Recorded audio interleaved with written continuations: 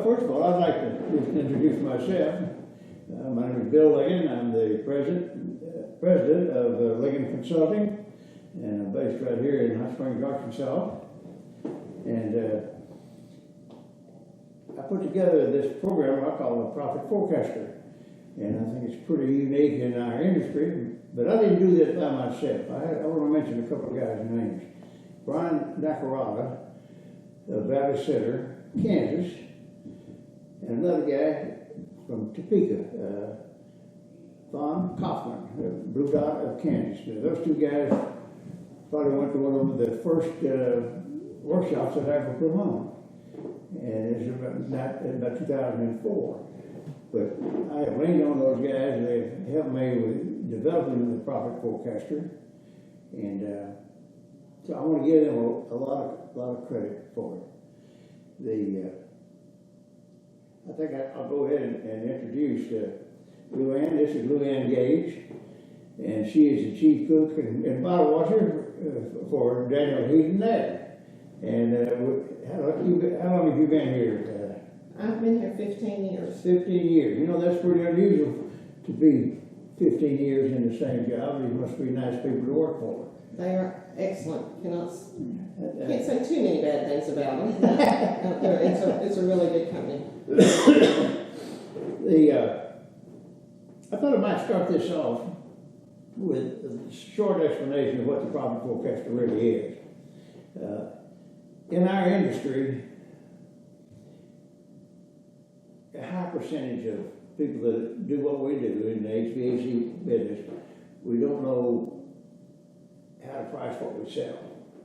And we've been told by CPAs and people that are supposed to know what we ought to be doing. And I went through this myself personally.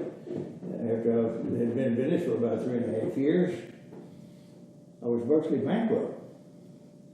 I thought I knew everything about being in business. But the thing I didn't know about was the business part of the business. And I have found that that's pretty common in our industry. So I didn't know much about the business part. And what that really translated down to me was I didn't know how to price what I sold. And so I came up with I was a carrier digger, and I owed him so much money. The guy, the president of that company, the carrier box company, he said, Bill, he says, we really like you and all that, but frankly, we don't know how in the world you're ever going to pay us back what you owe us. That's after 3.5 years. And I didn't have a clue either. I thought he was going to shut me down, put me on COD, put me out of business. Everything I had was mortgaged right up to here. And so I was really sweating bullets. And then he said, however, and my heart jumped a little bit. However, we do like you. We think you got promise. And we're just not going to shut you down. And I made a joke out of this. I just went down on one knee and I kissed his ring right there in my office. That's a joke. I didn't really do that, but that's in my heart, that's what I was doing. He said, I want to ask you to do one thing. I've done anything. He said, in 2 weeks, the carrier is going to have their main trainer in Dallas, Texas, and I'd appreciate if you and your wife would be there. Well, yeah, guess who was there? Well, we were around the front row. And I remember thinking, sitting there, a bunch of guys around the table. I said, you know what I've been doing for 3.5 years is just about ruining me. I thought I was going to lose everything. So I'm going to do everything this guy tells to do. His name was Stu Doctor. And he literally changed my life, changed my business life.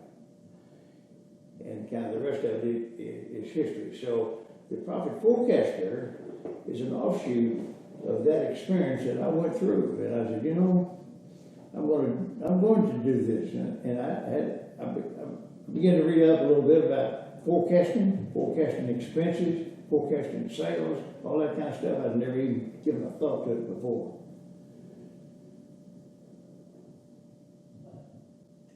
And learning I did. And I started working with an Excel spreadsheet, Lotus, if you will. That was the precursor, I believe, to Excel. But I didn't know what I was doing, but I knew I was on to something. So I just took Carrier's plan and put it into this format.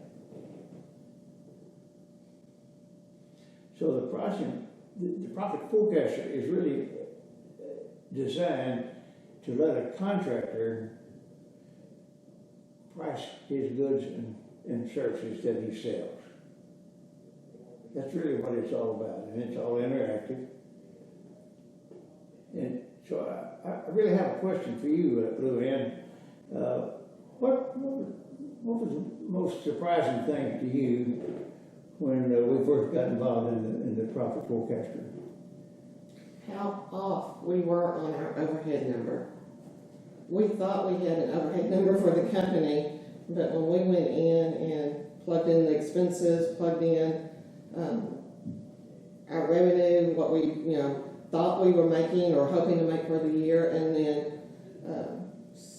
and of course we have ours compartmentalized, but when we broke it all down, the fact that we were nowhere close on our overhead number. So, when you're bidding a job, that becomes a major issue. That's that's 50% of it right there, could be your overhead, and you can lose it right off the bat, just by not having that correct number. Have you learned since then that y'all worked on the long range out there, that everybody's in our industry virtually all infected with the same problem? We don't have a way to organize our business in such a way that we can forecast sales. I had been to a class for, forecasting and for planning, and everything sounded, it was a 3-day class in Las Vegas, was really hyped, came back, going to do this, and then could not implement it. From what they sent, it was just all on paper, and then you had to start, scratch yourself. And there was no way to implement it myself. So I knew the principle when you brought it in, but to have it in front of me in a format that is just plug and play, literally, you just plug the numbers in and it computes it for you, was wonderful and not near as scary. What I'd been through before was a little scary for me as to how to make that work. But with the profit forecaster, it's easy and way simpler. Once you get those numbers in, it's a live update. It's a live beam all the time as to where you're at with your company. I really thank you for that explanation, because it's being repeated over and over and over all over the country still today after all this time. I mentioned a while ago the fellow from Brood out of Kansas, Lon Kaufman. He was in my workshop, and Lon was sitting back there on the right hand side, and I was waxing forth with all the great knowledge that I had and accumulated, and we were talking about expenses and P&L expenses, and he held up his hand and he said, "Mr. Ligon," he said, "what about the truck payments?" And I got some note payments. I said, "Hey, that's not what we're talking about here. We're talking about the profit and loss statement." And he said, "What do you mean?" I said, "That's not part of it." He said, just shook his head. He said, "Well, I'm out of here." It was about 11 o'clock. Nobody ever walked out on me on the flash. So he gets up, walks out in the hall, and at lunchtime I went and sat down. He didn't leave, and here's what he said, and it changed my whole perception of what the realities are in pricing what you're going to sell. He said, "Let me tell you, Mr. Ligon," he said, "if I got a $500 truck payment, that's $500 I got to come up with somewhere. And as far as I'm concerned, that's part of the expenses." He said, "Doesn't that make sense to you?" He's talking to me. And I'm thinking, well, dang, I think he's right. And the note payments, all those things are all on the balance sheet, if you know anything about accounting, and I'm certainly no expert on it. But there we were. That's a major breakthrough in my mind, and it's where a lot of us have fallen short in the industry. We don't count those expenses. And I even carried it on out, and Luann, you know this, if you are profitable and you're making money and you have to make a $2 or $3 or $4 or $5,000 quarterly payment, that should be included in the way that you price, because that's where the money comes from. If the customers don't pay for that, who does pay for it? And if you don't include it, you're taking next year's 2020 in this case, you're taking that cash flow and paying for This year's. what happened in 2019. So, boy, it was a clarifying moment for me. And it changed the way that I viewed the profit forecasting. Is it a perfect document? Probably not, because I did it myself. But I'm so excited about it that it has really changed a lot of people's lives. Yes. Those two guys I just mentioned, they were small contractors when I first met them, and today I tell you they are really large companies, highly successful leaders in the industry, and I'm just so proud of them I can't hardly stand it. And I it's to their credit, not to mine, but they helped me and I helped them maybe. But the forecasting of the expenses, that's big. Yes. And every month you need to go back and look at did we spend any money we didn't plan to in our forecast? And if you did, you just added $5,000. Let's say hot shot sales guy comes by in the middle of July and you spend $5,000 with him. That $5,000 then becomes for 6 months going forward, and it's spread right into each and every department as an expense, and you have to cover that expense with the way you price what you sell. And some guys will say that they're watching this and say, well, I can't do that, that'll throw me out of the market. I can't do it. Yes, you can do it. Because you don't really have a lot of choice. You can continue doing it whether you're doing it, or then you'll be doing it for the rest of your blessed life. That's what we thought.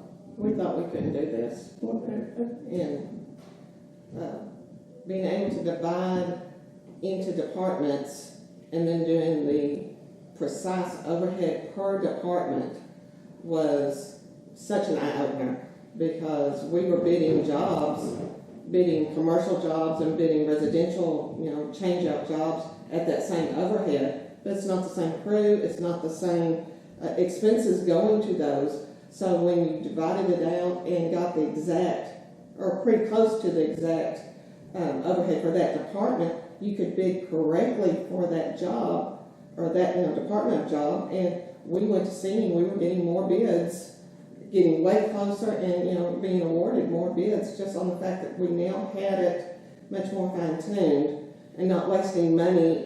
A department that may have a low overhead, we weren't bidding it so high to cover a high overhead, so it gave us money to play with on the bid work or the bid amount, so that it made us way more competitive with the other companies here in town and in the state. Well, that's just music to my ear. I'll tell you, I just love to hear that. How many departments do you guys have here? We have 9 departments. 9 departments. Yes. By the way, I don't think I told you who you work for. Introduced Luann. She is the chief cook and bottle washer for Daniel Heating and Air in Hot Springs, Arkansas. And they've been in business here for a long, long time. Got a beautiful place, a beautiful facility, and Luann is just taking this program as she has and just run with it. And it's not a fancy deal, but it's just something you have to do. So you have how many departments you have? We have 9 departments. Daniel Heat and Air is actually 2 companies incorporated together. So we have a whole new commercial industry side that does just all new installs, big contracts. And then we have our service side that does the, residential maintenance, commercial maintenance, demand service for both, installs as in change-outs for both, with a small electrical department. So we have each of those categories in its own department with its own labor, its own overhead, its own expenses. That's all computed off of, one sheet. So you've got, and by the way, how many total employees you have? We have right at 33 employees. 33. We have been here in the Hot Springs area going on 30-something years. Wow. The Herbie Daniel, the owner, he started about 30 years ago, and his son stepped in. We were counting close to 20-something yesterday. We were trying to figure the number. So they started out in a garage and a trailer and have built into this wonderful building here. And we're quite proud of what we have built here in town. So. You should be proud of it. Let's talk just a second. I'll get your feeling about it. When you have a department, from a standpoint of goals in that department, can you elaborate on that a little bit? I mean, like sales goals and. So each department, we want to know an idea of what we want our sales to be for the next year, or what we think we're capable of doing for sales the next year, along with knowing what the overhead is going to be for that department, and then knowing what gross profit we want to maintain in that department. We can come up with what each ticket should average out to, and how many tickets we really need to do per day at that average to make that end goal of that sale amount. It's not so scary, is it, when you got some idea of goals that you're going to set that you'll be able to achieve. And the goals are, I've learned through this, the goals are very negotiable. I mean, you can see as the year goes along, oh, we're not going to hit that goal, so you can bring the goal down. It's a constant. I say it's a living program because I'm in it every day, and it's a constant. You can constantly tweak it so that each month, so that when you go forward in the next year and you're looking back, you don't have a year or a month that's way off because you realize you weren't going to meet that goals. So you kind of worked it down to what becomes true. So at the end of the year, your report is actually a true report for that year of what you did. Not so much, and then you can forecast for the next year of, well, this is what I did last year. You've got the exact numbers there in front of you. Now you can forecast and say, oh, well, I want to do better, or, that was really tough. Maybe we need to pull back a little bit in that department. You could even make a decision, hey, I'm not going to even have that department. Correct. That's a loser. Correct. So having the department, it tells you where in your company, are you making money or maybe losing money? And then you can make decisions to either do something about it or completely eliminate it or whatever. We realized probably halfway through the year, we had a department we had no clue was doing as well as it was, and that our gross margins were like, whoa, and so it gave us the chance to say, hey, this is where we need to kind of maybe focus in a little bit more next year and try to get in more of this, part of the business versus some of the others that we thought we were doing really good in that, was not quite as what we had expected. So it's been able to allow us to change on the fly, really, and start looking at other other businesses, like maybe more commercial work. We like the commercial, demand service for businesses to go out and work on businesses on their heat and air, but had never thought of it being really a money maker. And when we plugged it up, that was, there was really some money there to be made. Do you guys do any plumbing business? No, we are strictly HVAC with, we do a little bit of electrical, just because there's always electrical that goes along with the HVAC. Right. And then, you have customers that, want to stay with, with a certain company. So we'll do, minor electrical work. We do have a master or a licensed electrician, on staff that can handle all that for us. Tell me about the when you're setting these goals. Is that difficult to do in the profit forecaster? Or does the profit forecaster actually help you set that goal? And the bottom line is what you're really looking at to see. Hey, I know to sell this many systems at this much gross margin, and you might speak to this too a little bit. How does that? Each department, how does it overhead and expenses? How are they allocated? Can you speak to that?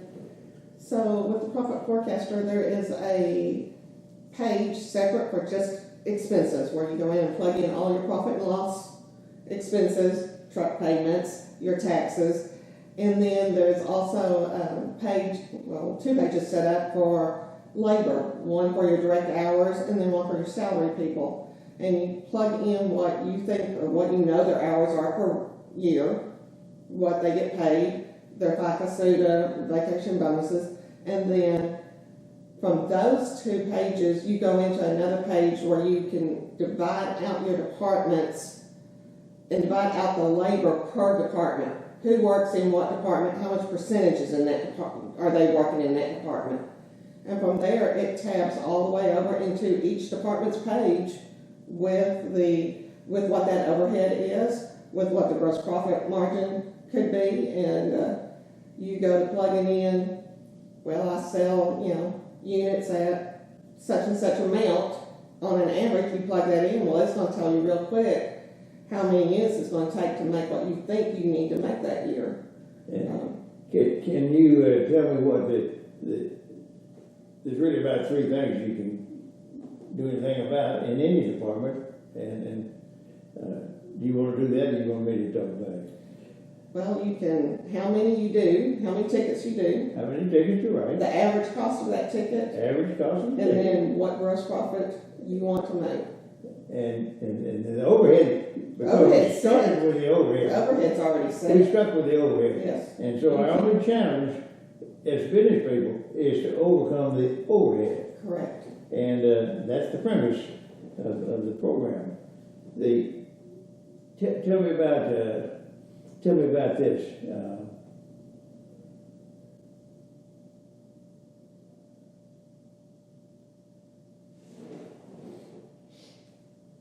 The daily break even. Is that just a fantasy we're in? But somebody's got to do it, right? Someone has to do it. So what does that mean? So every day I take every invoice that leaves our office or leaves our business. I make a printout of every invoice. Some days it may be 4, some days it may be 30, depending on the day. But I divide them out by the department.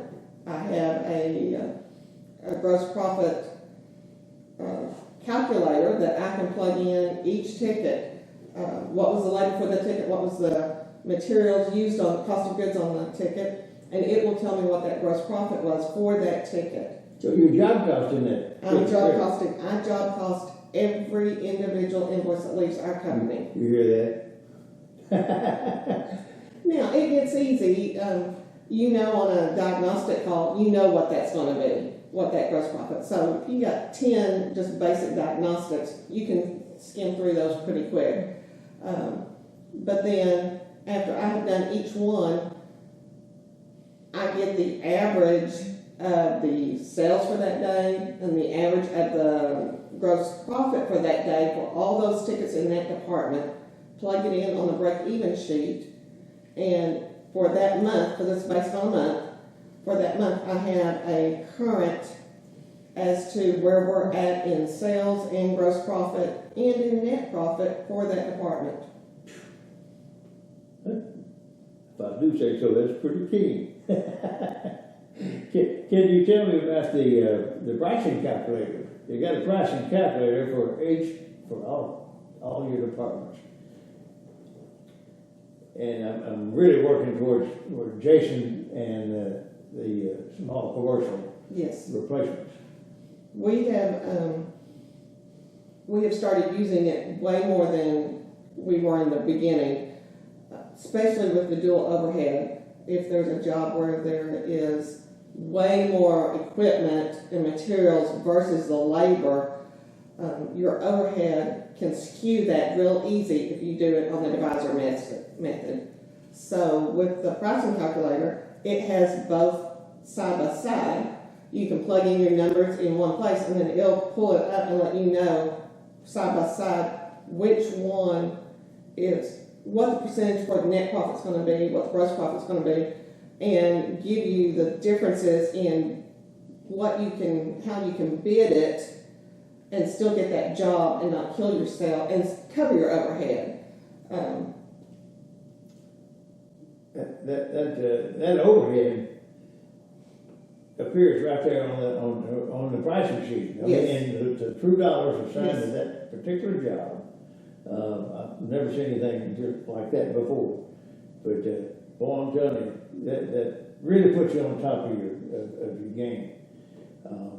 Have you ever used the what if I hire? No, we've not gotten that far to it. Well, we're going to do that, but I'll just tell you what that is. You can do a virtual hire. I don't know about you in your experience in the business, but I used to hire.